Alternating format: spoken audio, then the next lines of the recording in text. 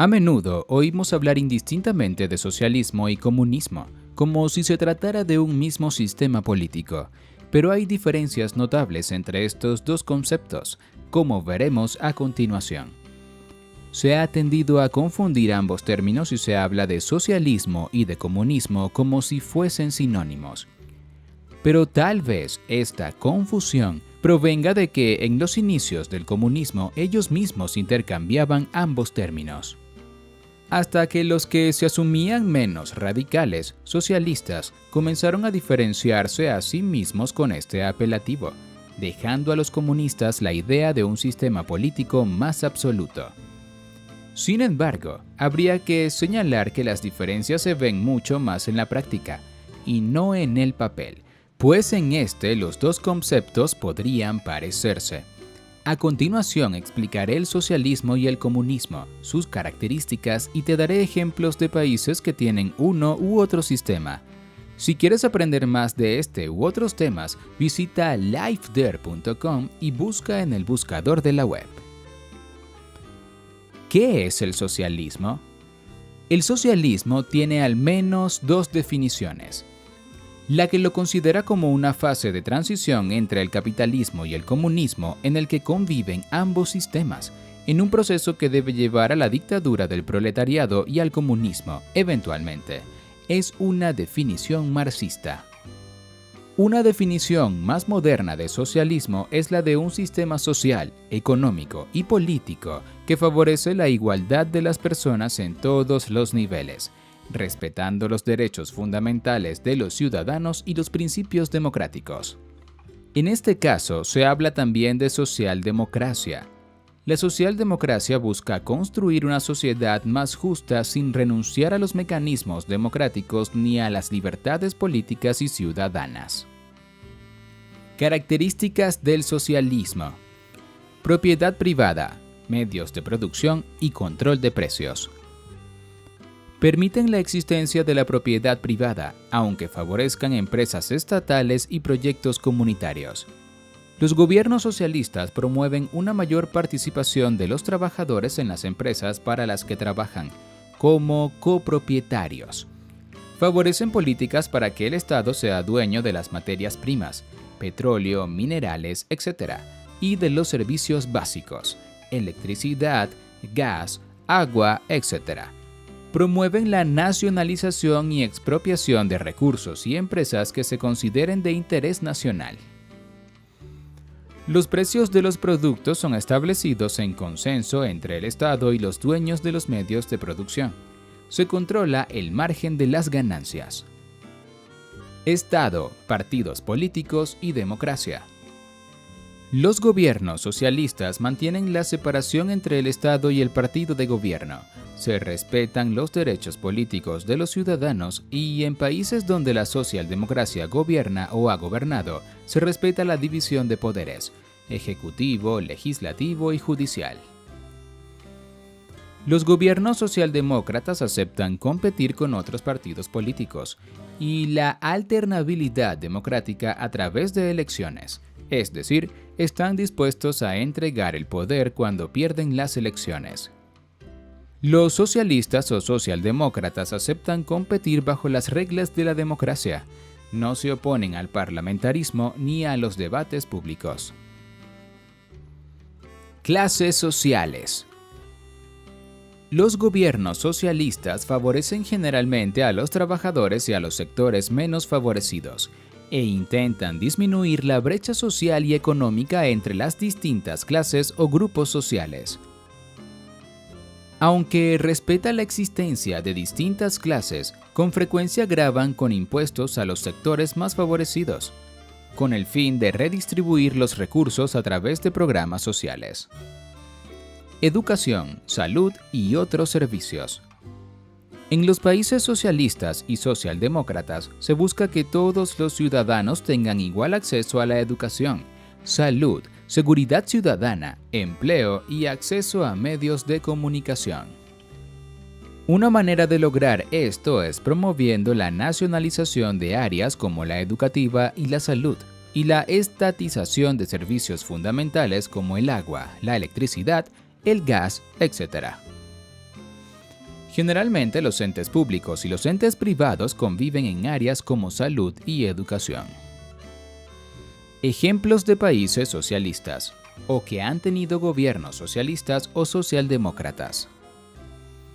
Estos son algunos países que han tenido gobiernos socialistas: Ecuador, Bolivia, Chile, Brasil, Portugal, España, Suecia, Francia, Inglaterra. Por otro lado, países como Venezuela y Nicaragua no podrían definirse totalmente como socialistas, porque no respetan las leyes democráticas, ni como comunistas, porque aún existe la propiedad privada y no todos los medios de producción están en manos del Estado. ¿Qué es el comunismo? Al igual que con el socialismo, hay al menos dos conceptos sobre el comunismo: el teórico y el práctico.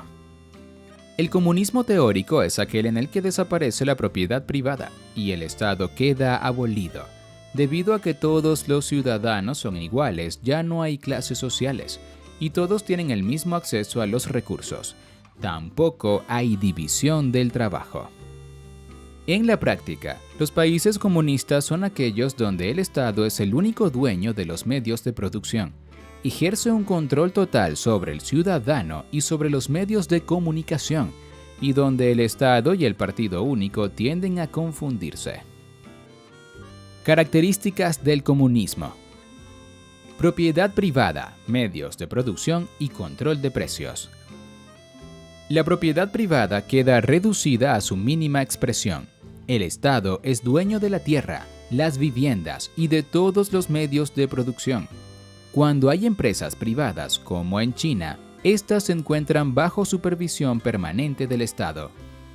Como único dueño de los medios de producción, algunos pensadores califican a los gobiernos comunistas como capitalismo de Estado debido a que éste actúa como único propietario.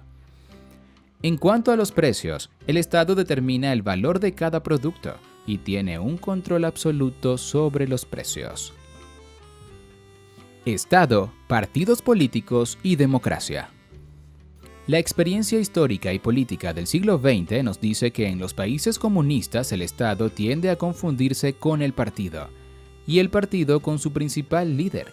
De allí la existencia de términos como leninismo, estalinismo, maoísmo y castrismo, entre otros.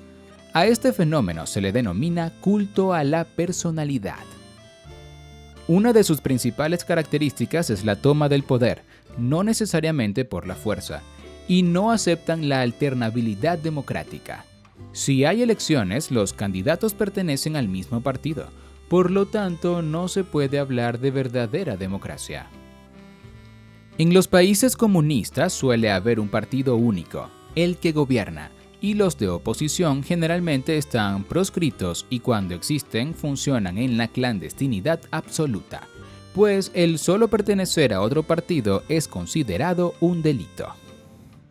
Solo se permiten medios de comunicación oficialistas y se persigue o censura cualquier intento de disentir u oponerse. En los países comunistas, las fuerzas armadas y policiales también están al servicio del partido y están orientadas más a perseguir enemigos internos que a la protección de una amenaza externa. A través del poder ejecutivo, el partido único controla al legislativo y al judicial. Hay que agregar a esto la ausencia de partidos de oposición y la falta de libertades ciudadanas. Hay que mencionar también que aunque haya sindicatos o gremios profesionales, estos también se mantienen bajo el control del partido único y no funcionan como entes protectores de los derechos laborales. Clases sociales. En teoría no hay clases sociales en los países comunistas, o se habla de dictadura del proletariado o gobierno de los trabajadores. En la práctica hay nuevas clases privilegiadas, generalmente conformadas por altos miembros del partido gobernante y por los mandos militares.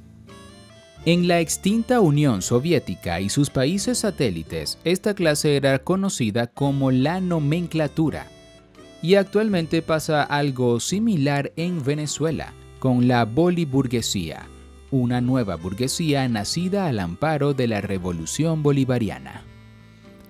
El término nomenclatura sigue usándose para referirse a las élites china y cubana. Educación, salud y otros servicios.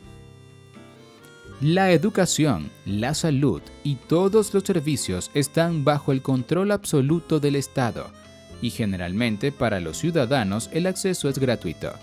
No existen escuelas u hospitales privados. Sin embargo, para acceder a estos servicios había que pertenecer al partido, como en Cuba y en la Unión Soviética. Muchísimas veces, las personas se inscribían para poder optar por mejores opciones de vida, aunque no fuesen comunistas. Ejemplos de países comunistas.